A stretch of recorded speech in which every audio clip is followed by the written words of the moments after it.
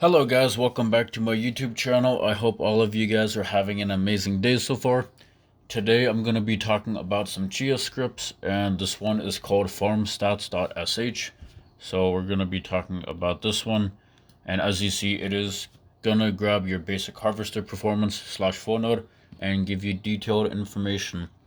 So this here is made by Scrutinously and it is on GitHub, so I will have the link in the description there. But let's go ahead and get started here.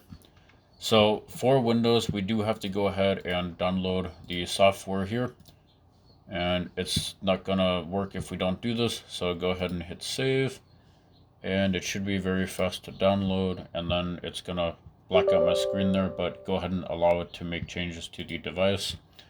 And we're greeted by the setup window here. For all this stuff, you can go ahead and just press next here for all of it, and you can pick to have the icon on the desktop as well, and just hit next for all the other following, and it's going to install here.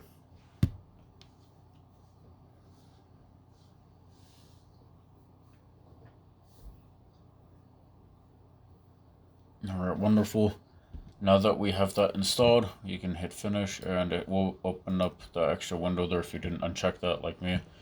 But now we're going to go ahead and look at the farmstats.sh. So click on that, and we're greeted by this wall of coding / text. So we want to go ahead and copy this here. And if you do copy, you might catch this stuff at the end just as a heads up, but you can go ahead and delete that. And we want to paste that into a notepad. I'm just going to use Notepad here. Some of you use Notepad Plus or other software. But the next step, once we have this pasted, is we need to make sure that the log file is situated in the folder that's listed here. And for you guys that are new or you want to, not so tech savvy, I guess, go ahead and go to .chia, mainnet, log, and then you want to get the path of this here, so you can go ahead and do properties, security, and then copy and paste this here to right here. Now that we have that correct, what we can do is we can hit file and then save as. And then what I'm gonna do is I like to make it on the home folder, and then we'll just call it temp. And I would definitely advise having an easy folder here, just because if you have a very complex one, if you mistype it, it's not going to work later. And then over here, we'll just call this here farmstats.sh.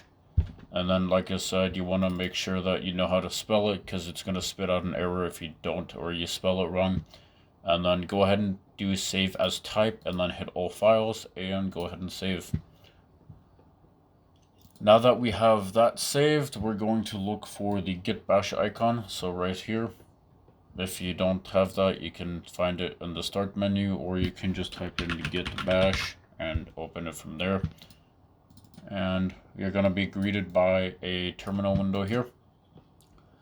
Now what we need to do now is we need to go ahead and navigate to where the farmstats script is. So in this case, sh. And then we're going to do the drive that you put it on. So /c/ the folder that you put it in, temp / and then the correct spelling of the name. So I did farmstats with a capital S.sh and hit return. Now we're going to be greeted by a wall of information here, and let me make that bigger. There we go. So the first thing that we need to look at is completed sub-slots in 24 hours. We expect this here to be around 144. If you do have a little bit less or a little bit more, that should not be an issue. I've had 147 at one point, and then sometimes I'm just a bit lower than the 144. So I have like a 142 or 143. If you do have this here very low, then that does mean that there is most likely a problem with your farm. It's not farming actively, or in some cases, if you purge your log files, actually in all cases, if you purge your log files completely and you run this here, this is going to be 0 or a very, very, very low number, like 1 or 2. And it's not really a good idea to run immediately after you purge the log file, just because there's not going to be enough information that's valid in order to give you a good understanding of what's happening on the farm. Now, over here, the next very, very important stuff is the lookups longer than. So the white one here, the lookups longer than 0.5, that is okay to have a very large number there, because it is still going to be able to compute and send like the proofs and stuff. The yellow is longer than 1 second, so you do want to keep an eye on this. You certainly want it lower than this number here, but in my case 62 I'm not too worried about. And then for lookups longer than 5 seconds, this here can be very devastating. It's kind of just like in real life when you submit proofs and the lookup times. If you're just too slow, you're not going to be able to win in like a tournament or like a running race. So if you're just loaded with a ton of these red ones here, then you want to look at your farm.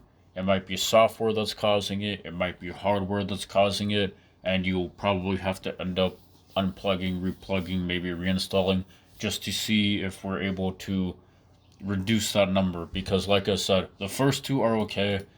Longer than 5, that's just going to be devastating to farm performance there. The next thing we're going to look at here is the average lookup time. So as you see, I'm 0.27, so that is absolutely a-okay there. Some people might even have faster. And like I said, even if you have like older hardware and stuff, if you do happen to see like 0.5 there, that should still be fine. But like I said, you do want that to be rather low. Now for the longest lookup time, it looks like my farm actually had one that's about 19 seconds. I am not sure in depth with why that happened, but as you see, this here, if you have a lot of it, you really don't want a high average at all, because like I said, if you have too high, you're just not going to be able to farm well performance-wise. Now, if we take a look at warning here, ignorable warnings, I don't really pay attention to this section here, but it is fun to look at here with the ignorable. Now for the error, this here is another very important section of the script here. So total errors, everyone's going to have a lot of them, because this here does not just mean that it's your personal farm having the issues, but it's everything. So you might see like disconnects in the logs, which it would account for there. And then sometimes you just don't find any proofs at all, and then that will get logged there as well. And the pooling errors, you want this one to be 0. If you have pooling errors, you might have to look at stuff, for instance, like if the IP is blocked, if the port's blocked, sometimes the pooling might be down or be rejected, or you might have changed something in the like config.yml, for instance. If it spits out pooling errors, then it's certainly not working right, and I would avoid having that. And if you do, it is good to try to get that fixed ASAP. This here is essentially the preview of the script though. Hopefully you learned stuff, and like I said, every now and then you can go ahead and open up git bash, run this here, and get more detailed information on the farm. Thanks for watching.